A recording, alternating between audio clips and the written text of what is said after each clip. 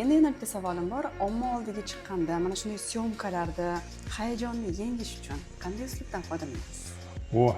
Zo'r savol. Buni ustidan rosa ishlaganman. Boshida esimda bor.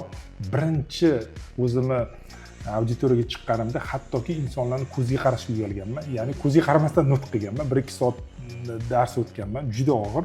Agar uslubga keladigan bo'lsak, odam xavotir olayotganida hayajonni to'xtatish uchun meni uslubim, men o'zimga undan battar hayajonlandim.